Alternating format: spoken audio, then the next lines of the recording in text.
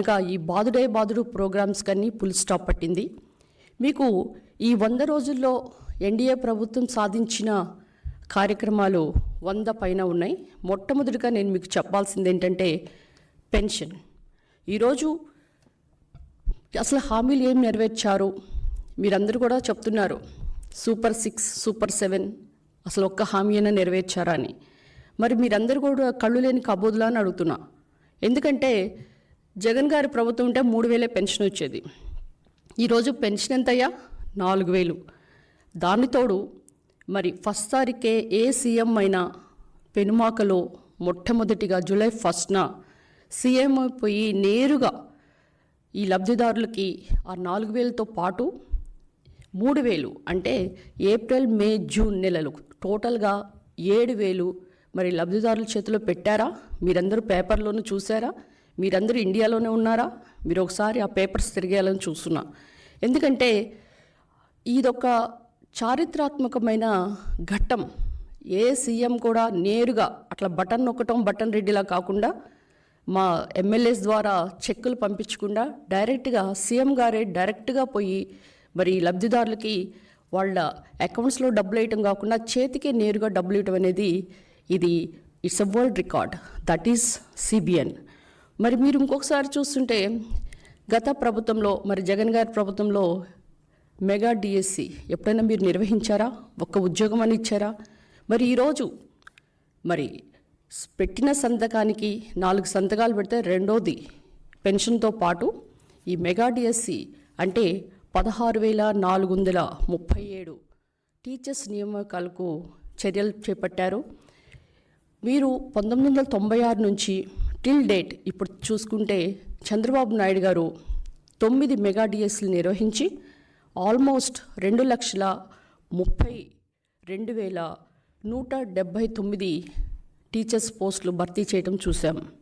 ఇవన్నీ చూస్తుంటే మీకేమనిపిస్తుంది? మీరు చేయలేని పని వేరే వాళ్ళు చేస్తుంటే రాళ్ళు వేయటం, ప్రతి వాళ్ళు వచ్చి దొంగలే దొంగ అని అరవటం, ఆ విధంగా తయారయ్యారు.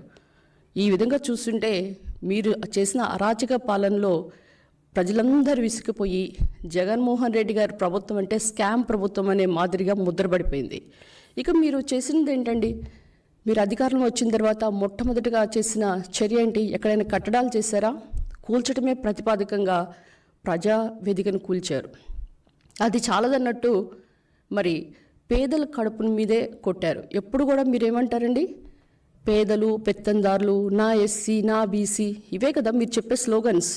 మరి పేదవాడు ఎవరైనా కానీ పట్టణాలకు ఎవరు వస్తారు? మధ్యతరగతి వాళ్ళు, పేదవాళ్ళు.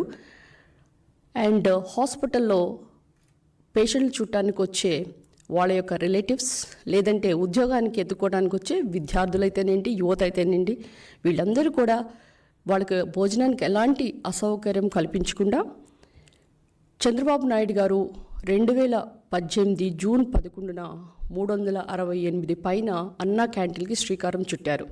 ఎందుకంటే అన్నం పరబ్రహ్మ స్వరూపం అంటారు. ఏ ప్రభుత్వమైనా కానీ పేదవాడికి పట్టెడన్నం పెట్టాలని ఆశపడుతుంది. అంతేకాకుండా ఎవరైనా ఒక మనిషికి కావాల్సిన బేసిక్ నెసెసిటీస్ ఏంటి? కూడు, గూడు, గుడ్డ.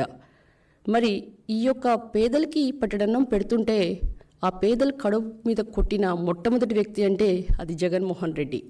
ఈరోజు మరి ఆగస్ట్ 15న 100 అన్న క్యాంటీన్లు స్టార్ట్ చేసి మొన్న సెప్టెంబర్ 18న 75 ఆల్మోస్ట్ 175 క్యాంటీన్స్ను స్టార్ట్ చేశారు. ఈ అన్న క్యాంటీన్లో కనీసం రోజుకి 350 మందికి భోజనం అయితేనేంటి, అల్పాహారం ఏంటి 5 రూపాయలకే సప్లై చేయడం. ఎక్కడైనా కానీ అన్న క్యాంటీన్లు కానీ ఏ క్యాంటీన్లో మీరు చూసినా అన్న క్యాంటీన్లోనే తక్కువ రేటు ఉంటుంది, 5 రూపాయలు ఉంటుంది. అదే మీరు బయట హోటల్లో తింటే దాని భోజనం ఎంత ఖర్చు ఉంటుంది? 120 రూపాయల పైనే ఉంటుంది. దానికి బొత్స సత్యనారాయణ గారు ఏమన్నారు? మనకి ఆదాయం లేని వనరులు మనకు అవసరం లేదంటాడు. అంటే ఏంటి? పేదలకి పట్టెడన్నం పెట్టడమే పాపమా? ఈరోజు వాళ్ళు చేసిన పాపాలకే మరి 11 సీట్లతో వాళ్ళు సర్దుకొని పోయారు. ప్రజలందరూ కూడా ఈ యొక్క ప్రభుత్వాన్ని, వైసీపీ ప్రభుత్వానికి 151 ఎమ్మెల్యే టికెట్లకు గాను 5 కొట్టేసి 11 మాత్రమే వాళ్ళకి దక్కిన చేశారు. ఈరోజు మీరు గమనిస్తే అన్న క్యాంటీన్లు రోజుకి 3 లక్షల మందికి అన్నం వడ్డిస్తూ ఆల్మోస్ట్ 2019 నాటికి 4 కోట్ల మంది దీని అన్న క్యాంటీన్లో తింటూ వాళ్ళు లబ్ధిదారులు అయ్యారు.